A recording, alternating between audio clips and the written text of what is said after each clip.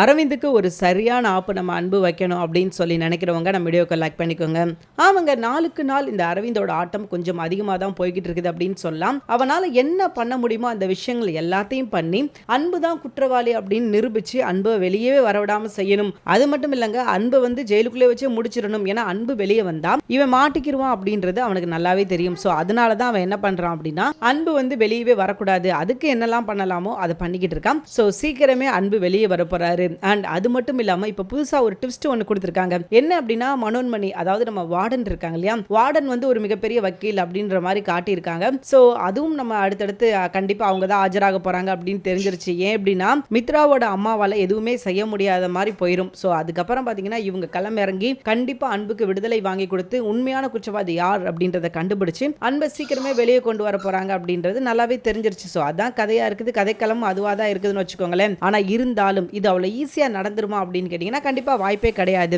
ஏன் அப்படின்னா இது வந்து இப்பதான் ப்ராசஸ் நடந்துகிட்டு இருக்குது. இப்பதான் அவங்க லாயர் அப்படின்ற விஷயம் ஆனந்திக்கு தெரிய வந்திருக்குது. அப்பயும் அவங்க என்ன சொல்லிட்டாங்க அப்படின்னா இல்ல ஆனந்தி, நான்லாம் லாயர் கிடையாது அப்படின்ற மாதிரி சொல்லி முடிச்சிருக்காங்க. ஆனாலும் ஆனந்திக்கு ஒரு சின்ன டவுட் இருக்க தான் செய்யும். ஸோ சீக்கிரமே இதற்கான சம்பவம் என்ன அப்படின்றத நம்ம பொறுத்திருந்து பார்ப்போம். ஓகேங்க, இன்னைக்கு எபிசோட் நடந்த விஷயங்கள் அப்படின்னு பார்த்தீங்கன்னா இவ்வளவுதான். அண்ட் நாளைக்கு எபிசோட்ல என்ன நடக்க போகுது அப்படின்னு பார்த்தீங்கன்னா அன்புக்கு எதிரான ஆதாரங்கள் ஒவ்வொன்றா அடுக்கிட்டு போக இங்கிட்டு மித்ராவோட அம்மாவால ரொம்ப எதுவுமே பண்ண முடியாது, அவ்வளவுதான் அன்பு மேலதான் குற்றம் இருக்குது அப்படின்னு சொல்லிட்டு, ஏன்னா இவங்க எல்லாமே ஆதாரத்தை பார்த்தீங்கன்னா அன்புக்கு எதிராக தான் திரிச்சுக்கிட்டு இருக்காங்கன்றதுனால ஸோ இதுக்கப்புறம் எதுவுமே செய்ய முடியாது அப்படின்ற ஒரு சூழ்நிலை வரும். அந்த சூழ்நிலையில் அவங்க என்ன பண்ணுவாங்க அப்படின்னா இல்லப்பா இதுக்கு மேல என்னால் எதுவும் பண்ண முடியாது, என்னால் முடிஞ்ச அளவுக்கு நான் போராடி பார்த்துட்டேன், என்னால் இதுக்கப்புறம் எதுவுமே பண்ண முடியாது அப்படின்ற ஒரு சுச்சுவேஷன் வரும்போது அவங்க வந்து இதுக்கப்புறம் நான் எதுவும் பண்ணலை அப்படின்ற மாதிரி சொல்லிடுவாங்க. ஸோ அவ்வளோதான், இதுக்கப்புறம் அன்பை காப்பாற்ற யாருமே கிடையாது அப்படின்னு இருக்கும்போது தான் அன்னாரம் மனோன்மணி ஏன் இல்லை நான் இருக்கேன் அப்படின்ற மாதிரி சொல்லிட்டு அந்த மீதி கதை இருக்குது இல்லையா, இவங்க வந்து ஒரு கேஸ்ல ஆஜராகிறாங்க.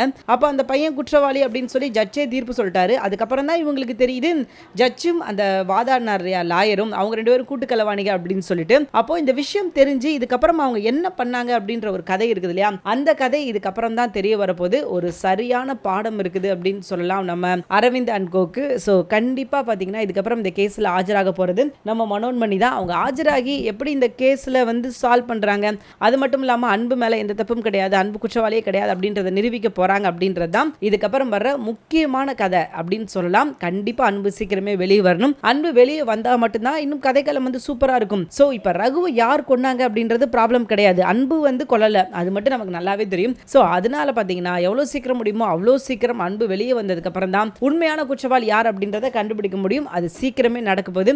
கண்டிப்பா பாத்தீங்கன்னா இதுக்கப்புறம் நடக்க போற ஒவ்வொரு எபிசோடும் ரொம்பவே சூப்பரா இருக்க போகுது. இவ்வளோ நாள் வரைக்கும் நம்ம பார்த்த எபிசோட்லேயே இதுக்கப்புறம் பார்க்க போகிற எபிசோடு தான் ரொம்பவே நம்ம எதிர்பார்த்த சுவாரஸ்யமான கதைக்களம் கொண்டதாக அமையப்போகுது.